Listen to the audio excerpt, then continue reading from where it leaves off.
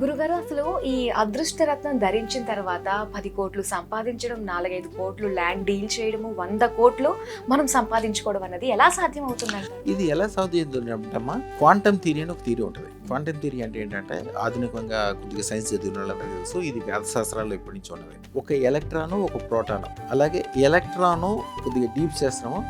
Electron ఒకదాని చుట్టూతా ఒకటి 2 ఎలక్ట్రాన్లు ఉంటే ఒక అణువులో 2 తిరుగుతూ ఉంటాయి.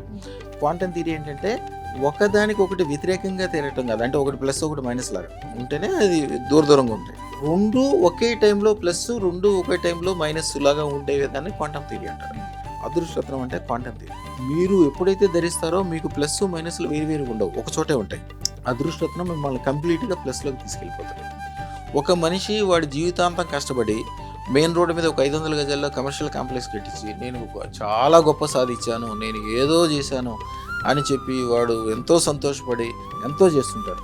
నా దగ్గర ఉన్న వాళ్ళు చూడండి, కాళ్ళకి చెప్పులు లేకుండా వచ్చి, ఉండటానికి తినడానికి లేకుండా వచ్చి, ఎవరి దగ్గర సూపర్వైజర్లుగా పనిచేసి, ఒక ఆయన అయితే ఒక నైట్ వాచ్మెన్గా పనిచేసిన ఆయన, ఒక ఆయన అయితే గ్రానైట్ పనిచేసే ఆయన, వాళ్ళందరూ 100 ఎకరాల్లో వెంచర్లు వేస్తారు. ఒక్కోళ్ళు 65 అంతస్తులు 100 అంతస్తులు బిల్డింగ్లు, 100 అంతస్తుల బిల్డింగ్ అయింది, ఇంకా మార్కెట్లోకి బ్రూచర్ రాలా. ఆయన ఫస్ట్ నా ఫోటో వేసి వెనకాల అది పెడతారు చూడండి. హైదరాబాద్లో ఫస్ట్ 100 అంతస్తులది ఆయనే అప్లై చేశాడు. వీళ్ళేమో 500 గజాలది కాదు, కొంతమంది అయితే 100 గజాల్లో ఇల్లు కోసమే. ఆ ఇల్లు కోసం కూడా తల్లిదండ్రులతో పోరాటము, అన్నదమ్ములతో పోరాటము, ఆ ఇల్లు నాకు ఇవ్వలేదంటాము. నేను నా దగ్గరికి వచ్చిన వాళ్ళకి ఒక్కటే చెప్తాను ఎప్పుడు కూడా, నువ్వు నీ తల్లిదండ్రులు ఇచ్చిన ఆస్తుంది కదా, వాళ్ళు నిన్ను పెంచారు, పోషించారు, ప్రాణం ఇచ్చారు, చాలు, ఏమొద్దు. మీ నాన్న దగ్గర కనుక 10 ఎకరాలు ఉంటే నువ్వు దాన్ని తీసుకోవద్దు. మీ నాన్న దానం చేసుకోమని అక్క చెల్లెలకి ఇచ్చుకోమని. నువ్వు 100 ఎకరాలు సంపాదించి చూపించు. మీ నాన్నకంటే మినిమం 10 రెట్ల నుంచి 100 రెట్లు అవ్వు. అప్పుడే నువ్వు సమాజంలో మీ నాన్న పుట్టించినందుకు, నువ్వు బతికినందుకు నేను చెప్తాను. అదేం చేయాలి? అదృష్టతను పెట్టుకున్న ఒక మంత్రం తంత్రం ఇస్తాం. మీరు మనసులో ఏదైతే తీవ్రంగా కోరుకుంటారో అదే అవుతుంది. నా దగ్గరకు వచ్చిన వాళ్ళకి ఎప్పుడూ పాజిటివే ఉంటుంది. నెగిటివ్ అనేది వాళ్ళకి జీవితంలో రాదు, అనుకూలం ఉండదు. చెడు అనే దానికి వెళ్ళాల్సిన అవసరం ఉండదు, ఎందుకంటే సర్ప్లస్ అమౌంట్స్. నా దగ్గర కొంతమంది ఉంటారు, పెట్టుకునే ముందు చాలా సామాన్యమైన వాళ్ళు, తర్వాత వ్యాపార వ్యవహారాలు ప్రవేశిస్తారు. రోజుకి ₹1,00,00,000 చొప్పున సంపాదించే వాళ్ళు చాలామంది ఉన్నారు నా దగ్గర. వాళ్ళు ఏమన్నా వ్యాపారంలోనే కూర్చుని 24 గంటలు దాని గురించి ఆలోచన చేస్తారా?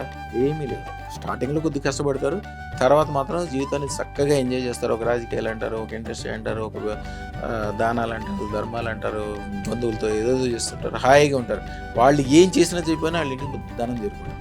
ముఖ్యంగా తులారాశి వాళ్ళు, తుల లగ్నము, వృషభ లగ్నం వాళ్ళకి, వాళ్ళు నిజంగా ఏమి పని చేయొద్దు, పని చేయకుండానే ఎక్కువ లాభం వచ్చే పని చేయాలి. కష్టే ఫలి అని ఒక మాట అంటారు. ఎవరైతే కష్టే ఫలి అన్న మాట అన్నాడో వాడి ముఖం కూడా చూడదు. కష్టం ఎవరైతే పడతారో వాళ్ళు ఎప్పుడు జీవితంలో బాగుపడరు. కష్టపడ్డ వాళ్ళు బాగుపడేటట్టయితే, ఒక ట్రాక్టర్ డ్రైవరు, మీ ఇంట్లో పనిచేసేవాళ్ళు, మట్టి పని చేసేవాడు ఎంత పని చేస్తాడు?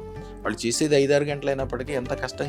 పెద్ద గొయ్యి దువ్వాలంటే 5-6 కలిసి గంటలు దువ్వేస్తాం. మనం చిన్న మొక్కకి చిన్న పాదు దవ్వలేం, ఆలోచన చేస్తూ ఉంటాం, రేపు చేద్దాం, ఎల్లుండి చేద్దాం. మరి వాడు బాగుపడాలి, కానీ మన కార్లు, మేళ్ళు, విమానాలన్నీ మన దగ్గర ఉంటాయి. మరి వాడి దగ్గర ఏముండవు? కష్టపడటాన్ని శనితత్వము అంటారు. అదృష్టరత్నం అనేది గురుతత్వం, శుక్రతత్వం, వైభోగం. అదృష్టరత్నం ఉన్న చోట అద్భుతమైన లాభాలు ఉంటాయి. అసలు దాని గురించి ఆలోచించాల్సిన అవసరం లేదు. శుభం.